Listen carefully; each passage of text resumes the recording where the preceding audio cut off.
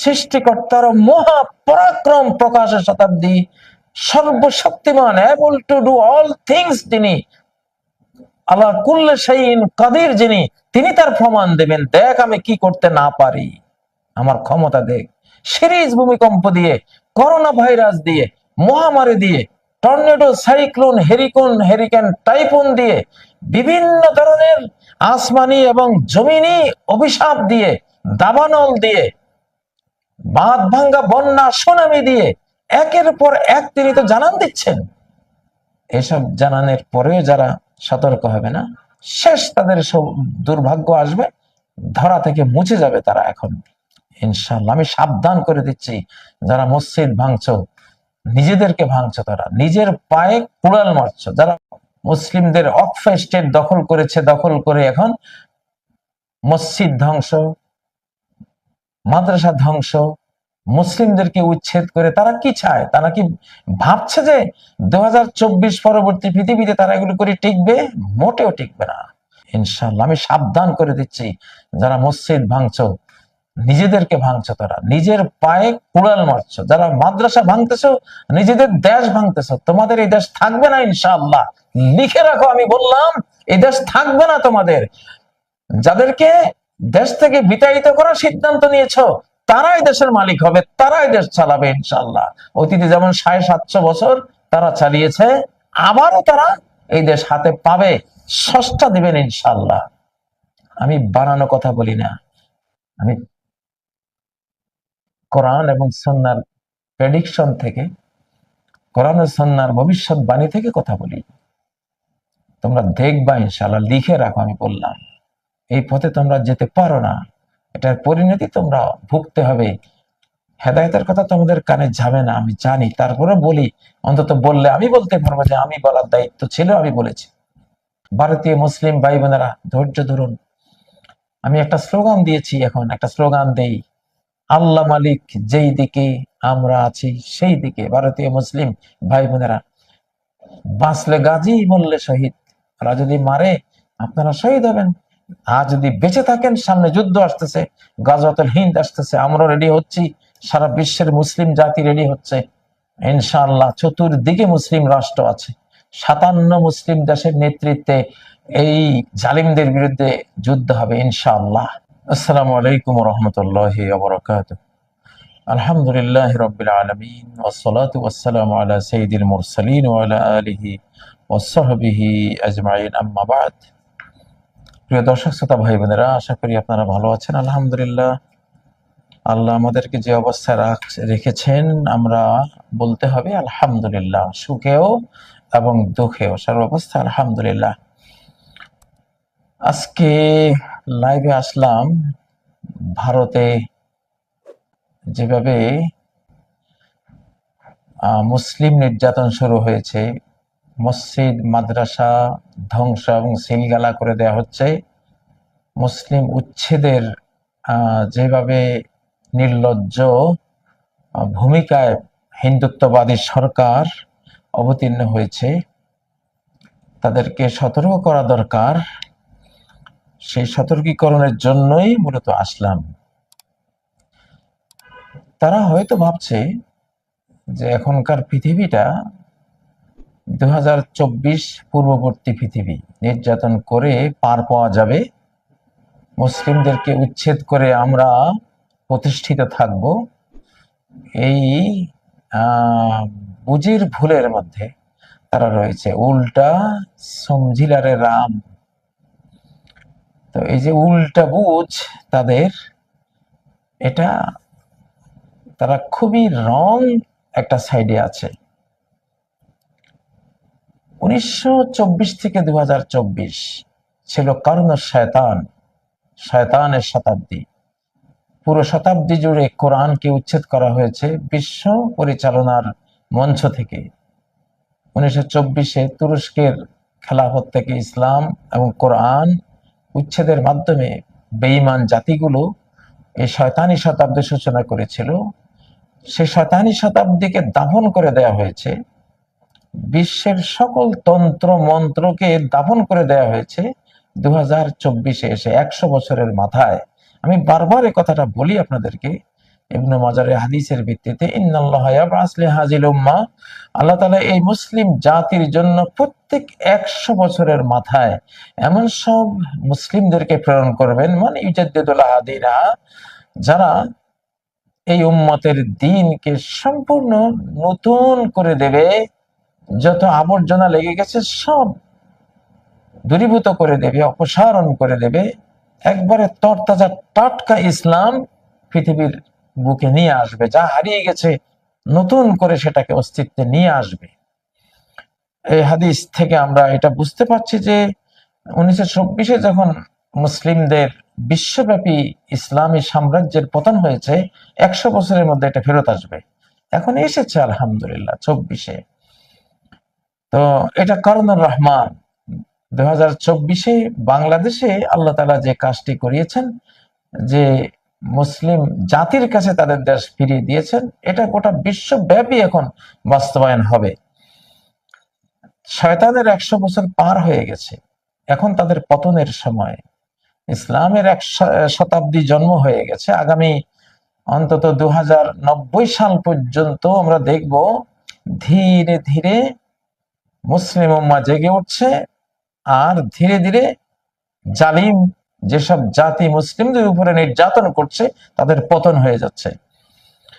তো আল্লাহ তো ধীরে সুস্থে কাজ করেন, আমরা দেখতে থাকবো ইনশাআল্লাহ। তো এই যে মসজিদ ভেঙে ফেলছে, তারাই যারা ভাঙছে, যে হিন্দুত্ববাদী সরকার, বাংলাদেশে আমরা একটা মন্দিরও ভাঙিনি, হিন্দুদের কোথাও কোনো পূজা পার্বণে আমরা কোনো হস্তক্ষেপ করিনি, তারপরে 24 ঘন্টা প্রপাগান্ডা করছে আমরা উগ্রবাদী। এখন প্রকৃত উগ্রবাদীর চেহারা বিশ্ববাসী এখন দেখবে ইনশাআল্লাহ। প্রিয় বন্ধুরা, তাদের ধর্মনিরপেক্ষতার মুখোশ আপনারা দেখুন। তারা দাবি করে তারা ধর্মনিরপেক্ষ, মুসলিমদের অক্ফ স্টেট দখল করেছে, দখল করে এখন মসজিদ ধ্বংস, মাদ্রাসা ধ্বংস, মুসলিমদেরকে উচ্ছেদ করে তারা কি চায়? তারা কি ভাবছে যে 2024 পরবর্তী পৃথিবীতে তারা এগুলো করে টিকবে? মোটেও টিকবে না।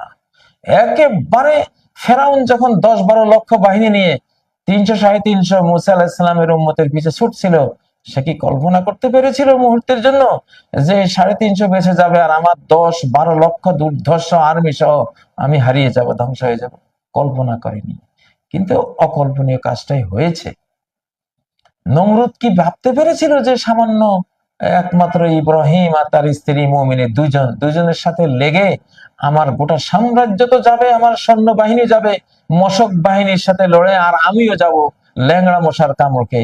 সে কি বুঝতে পেরেছিল? বুঝতে পারেনি। এরাও বুঝতেছে না যে সময়টা পাল্টে গেছে। 2024 পরবর্তী পৃথিবী, 25, 2026, 2027, 2028 থেকে আগামী 2090 সাল পর্যন্ত এটা রহমানের শতাব্দী, সৃষ্টিকর্তার মহা পরাক্রম প্রকাশের শতাব্দী। সর্বশক্তিমান, able to do all things যিনি, আল্লাহ কুল্লে শাইইন কাদির যিনি, তিনি তার প্রমাণ দেবেন। দেখ আমি কি করতে না পারি, আমার ক্ষমতা দেখ। সিরিজ ভূমিকম্প দিয়ে, করোনা ভাইরাস দিয়ে, মহামারী দিয়ে, টর্নেডো, সাইক্লোন, হেরিকেন, টাইফুন দিয়ে, বিভিন্ন ধরনের আসমানি এবং জমিনি অভিশাপ দিয়ে, দাবানল দিয়ে, বাঁধ ভাঙ্গা, বন্যা, সুনামি দিয়ে একের পর এক তিনি তো জানান দিচ্ছেন। এসব জানানোর পরেও যারা সতর্ক হবে না, শেষ তাদের সব দুর্ভাগ্য আসবে, ধরা থেকে মুছে যাবে তারা। এখন ইনশাআল্লাহ আমি সাবধান করে দিচ্ছি, যারা মসজিদ ভাঙছো, নিজেদেরকে ভাঙছো, তারা নিজের পায়ে কুড়াল মারছো। যারা মাদ্রাসা ভাঙতেছো, নিজেদের দেশ ভাঙতেছো। তোমাদের এই দেশ থাকবে না ইনশাআল্লাহ, লিখে রাখো। আমি বললাম এই দেশ থাকবে না তোমাদের। যাদেরকে দেশ থেকে বিতাড়িত করার সিদ্ধান্ত নিয়েছো, তারাই দেশের মালিক হবে, তারাই দেশ চালাবে ইনশাআল্লাহ। অতীতে যেমন 750 বছর তারা চালিয়েছে, আবারও তারা এই দেশ হাতে পাবে, ষষ্ঠা দিবেন ইনশাআল্লাহ। আমি বানানো কথা বলি না, আমি কোরআন এবং সুন্নাহর প্রেডিকশন থেকে, কোরআন ও সুন্নাহর ভবিষ্যৎবাণী থেকে কথা বলি। তোমরা দেখবা ইনশাআল্লাহ, লিখে রাখো। আমি বললাম এই পথে তোমরা যেতে পারো না, এটার পরিণতি তোমরা ভুগতে হবে। হেদায়েতের কথা তোমাদের কানে যাবে না আমি জানি, তারপরে বলি, অন্তত বললে আমি বলতে পারবো যে আমি বলার দায়িত্ব ছিল, আমি বলেছি। এখানে দেখো সূরা ইব্রাহিম আল্লাহ তাআলা কি বলেছেন, যে অকালাল্লাযীনা কাফারু লিরুসুলিহিম, অবিশ্বাসী কাফের মুশরিকরা, বেঈমানরা আল্লাহর প্রেরিত রাসূলগণকে বলল, লানুখরিজান্নাকুম মিন আরদিনা, আমাদের ভূমি, আমাদের পৈতৃক ভূমি, আমরা এই দেশের ভূমিপুত্র, তোমাদেরকে বের করে দেব। তারাও তো ভূমিপুত্র ছিলেন, কিন্তু এই অহংকারী দাম্ভিকরা বলল রাসূলগণকে যে আমরা তোমাদেরকে বের করে দেব আমাদের ভূমি থেকে, আওলা তাউদুন্না ফি মিল্লাতিনা, অথবা আমাদের ধর্ম গ্রহণ করে থাকতে হবে দেশে থাকতে হলে। তো রাসূলগণকে যা বলা, রাসূলগণের উম্মতকে বলা একই কথা। রাসূলের পরবর্তী ওনাদের উম্মতরা, আলেমরা, ওলামারা, তাদের ওয়ারিস, একই জিনিস, কোনো বেশ কম নেই। তো যখন তারা এই দাম্ভিক বেঈমানরা দেশান্তরিত করার হুমকি দিল, দেশ থেকে বহিষ্কার করার হুমকি দিল, আল্লাহ ওহী প্রেরণ করলেন, فأوحى إليهم ربهم لنهلكن الظالمين। আল্লাহ ওহী প্রেরণ করলেন, রব তাদের কাছে বার্তা দিলেন, আমি কসম করে বলছি আমি জালিমদেরকে নির্বংশ করে দেব, এমন ভাবে ধ্বংস করবো যে বংশে বাতি দেওয়ার লোক এদের থাকবে না, এমন নিপাত আমি করব। ওয়ালানুসকিনান্নাকুমুল আরদা মিন বাদিহিম, আমি তাদের পরে, ও আমার মুসলিম বান্দাবান্দিরা, ইমানদার বান্দাবান্দিরা, তোমাদেরকে তাদের দেশে আমি বসবাস করাবো, তাদেরকে ধরাপৃষ্ঠ থেকে মুছে দেব। এই আয়াতটা এখন বাস্তবায়ন হবে আপনাদের এই উপমহাদেশে ইনশাআল্লাহ। এটি সূরা ইব্রাহিমের 13 এবং 14 নম্বর আয়াত থেকে পড়লাম।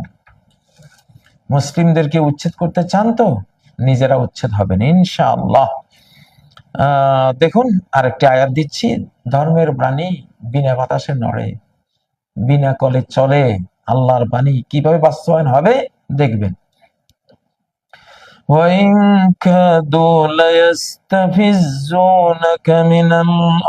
ওরা তো তোমাকে ভূমি থেকে, মাতৃভূমি থেকে বিতাড়িত করার উপক্রম করছে, তোমাকে সেখান থেকে একেবারে দেশান্তরিত করার জন্য। যদি এটা করে, তোমাকে বের করে তারা, তাদেরকেও আমি থাকতে দেব না এই দেশে, তাদেরকেও বের করতে হবে। বের করার দায়িত্ব আমি নিলাম। যারা আমার বিশ্বাসীদেরকে বের করার কাজ করবে, তাদেরকে তাদের মাতৃভূমি থেকে বহিষ্কার করার দায়িত্ব আল্লাহ বলছেন আমি নিলাম। وَإِذًا لَّا يَلْبَثُونَ خِلَافَكَ إِلَّا قَلِيلًا, তোমার পরে তারা সামান্যই থাকতে পারবে নিজ দেশে, তাদেরকে আমি বের করে দেব। কুরাইশরা যখন নবীজিকে বের করে দিয়েছেন, ইমানদারদেরকে বের করে দিলেন, মূর্তি পূজারীরা, তাদের নেতারা 1.5 বছর থাকতে পেরেছে নবীজিকে বের করে। 1.5 বছরের মাথায় বদর যুদ্ধে গিয়ে সব কল্লা কাটা এবং আখিরাতে চলে গেছে, আল্লাহ মেরে দিয়েছেন। যে নেতৃত্ব, যাদের নেতৃত্বে নবীজিকে এবং ইমানদারদেরকে বের করা হয়েছিল, তারা সব নিহত বদরের ময়দানে, এবং বাকি 70 জন ওই কান্ডারীরা তারা বন্দী মুসলিমদের হাতে। তোমাদের সেই পরিণতি আসতেছে, অপেক্ষা করো। আল্লাহর সাথে যুদ্ধ লাগিয়েছে তো টিকবা না। এটি এটি এটি হলো সূরা বনি ইসরাইলের কত নম্বর আয়াত? 76 নম্বর আয়াত। একই সূরার 103 নম্বর আয়াত দিচ্ছি। فأراد أن يستفزهم من الأرض, তারা হযরত মূসা আলাইহিস সালাম এবং মূসা আলাইহিস সালামের উম্মতকে তাদের ভূমি থেকে বহিষ্কার করতে চাইল। فأغرقناه ومن معه جميعا, আমি সেই ফেরাউনের গোটা দল বলকে আমি ডুবিয়ে পৃথিবী থেকে বিদায় করে দিলাম, সলিল সমাধি ঘটিয়ে দিলাম। 103 নম্বর আয়াত। এটি যদি 2023 সাল হতো, 2022 সাল হতো, তা আমি এই আয়াতগুলি পড়তাম না, কারণ আমি জানি তখন আপনাদের সময় ছিল, আপনাদের প্রতিপত্তির এখনো টাইম আছে, আমি জানতাম 23 হলে। কিন্তু এটা 2024-এর পরে 2025, আপনাদের সময় নাই। আপনারা কেন বুঝছেন না? আপনাদের টাইম নাই। এখন যত মারবেন তত নিচ্ছিন্ন হবেন ইনশাআল্লাহ। 2024 থেকে আগামী 2090 সাল পর্যন্ত কমপক্ষে মুসলিম উম্মার উত্থান কাল, মুসলিম উম্মার বিশ্বায়নের সময়, মুসলিম উম্মার গ্লোবালাইজেশনের সময়, কোরআনের গ্লোবাল হুকুমতের সময়, মুসলিম জাতির উত্থান এবং বিশ্ব শাসন, বিশ্বকে রহমত, মায়া, স্নেহ দিয়ে পরিপূর্ণ একটি জান্নাত তৈরি করার সময় এদের আল্লাহ দিয়েছেন। এটা হবে। তবে তার আগে আপনাদের ধ্বংস কপালে লেখা আছে, সেই ধ্বংসের পথে আপনারা যাচ্ছেন। কথাগুলি বলে রাখলাম, কথাগুলি শুনে রাখেন এবং মনে রাখবেন ইনশাআল্লাহ। একদিন স্মরণ করবেন যে হ্যাঁ, কোরআনের কিছু কথা তো শুনেছিলাম। ফেরাউন যেমন পানির নিচে গিয়ে আমানতু বলে চিৎকার দিয়েছিল, এবং সূরা দোকানে যেমন বলেছেন ইন্না মুমিনুন, হে রব শাস্তি তুলে নাও, আমরা সবাই ঈমান এনেছি। এই চিৎকার আপনারা দেবেন, আমি অপেক্ষায় থাকলাম ইনশাআল্লাহ। ভারতীয় মুসলিম ভাই বোনেরা ধৈর্য ধরুন। আমি একটা স্লোগান দিয়েছি, এখন একটা স্লোগান দেই, আল্লাহ মালিক যেই দিকে আমরা আছি সেই দিকে। ভারতীয় মুসলিম ভাই বোনেরা, বাঁচলে গাজী, মরলে শহীদ। ওরা যদি মারে আপনারা শহীদ হবেন। আর যদি বেঁচে থাকেন, সামনে যুদ্ধ আসতেছে, গাজওয়াতুল হিন্দ আসতেছে, আমরা রেডি হচ্ছি, সারা বিশ্বের মুসলিম জাতি রেডি হচ্ছে ইনশাআল্লাহ। চতুর্দিকে মুসলিম রাষ্ট্র আছে, 57 মুসলিম দেশের নেতৃত্বে এই জালিমদের বিরুদ্ধে যুদ্ধ হবে ইনশাআল্লাহ।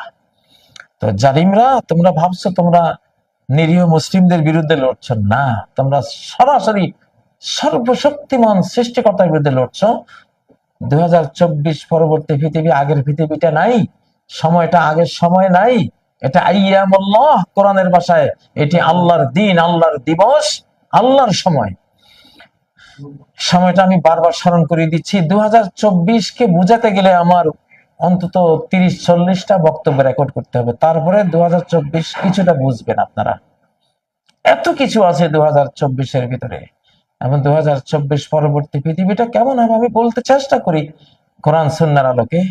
আপনারা শুনতে থাকুন, বুঝতে থাকুন। তবে আপনারা ভুল পথে পা বাড়িয়েছেন, নিজের পায়ে নিজেরা কুয়াল মারছেন।